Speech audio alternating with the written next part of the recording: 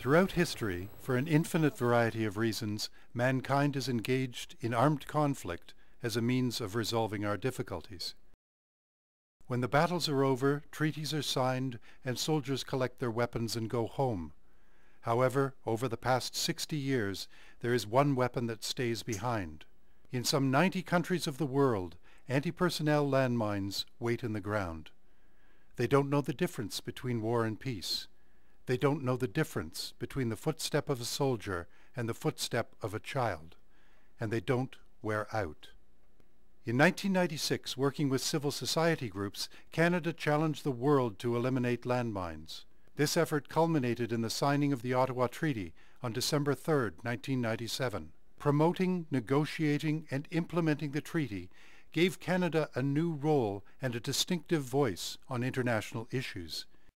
It reshaped the global community's assumptions on global affairs and set a new precedent on how to stop humanitarian disasters.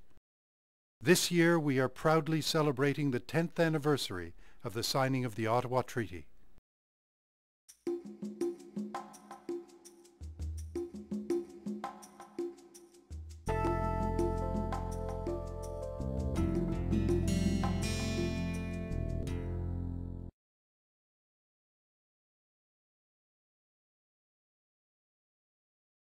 Mozambique is affected by landmines and unexploded ordnance as the result of nearly 30 years of conflict that ended in the early 1990s. In late August 2007, 5 children in one family were killed by a landmine in central Mozambique. Paul, can you tell me what your experience was in Mozambique? It was a fantastic experience. Handicap International was able to take me around and see different mine action sites that we had been supporting over the course of the last couple of years. And it was great to actually see, you know, the impact of our work. I mean, often when we sit in our desk in the office and we get our project reports, you know, you don't really kind of get a full feel for it. But when you're actually there, seeing it on the ground, and understanding the real impact it's having for communities and for individuals within those communities, it's a really neat feeling.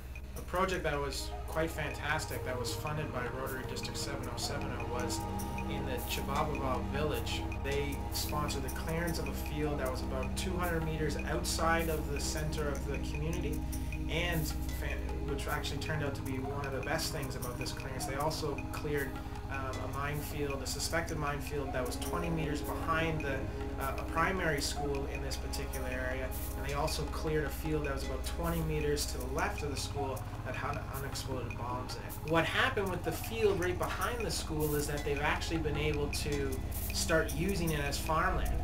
So the kids in the school run this little area, and they run it as farmland, and they actually grow crops there to give kids food for the day. So it's a really kind of neat little thing that they're able to, you know, have access to food because of clearing of the landmine. So it wasn't only just a safety issue, but now they have a food security issue that has been solved because they are able to get out of this, or get these landmines out of the ground. What actually happened is that kids, they'd actually have to walk about an hour and a half just to come to school because they had to navigate around these particular minefields. But with all these minefields out of there, they actually only take about a half an hour now. We in District 7070 have cleared 200,000 square meters of land in Mozambique in the last 5 years.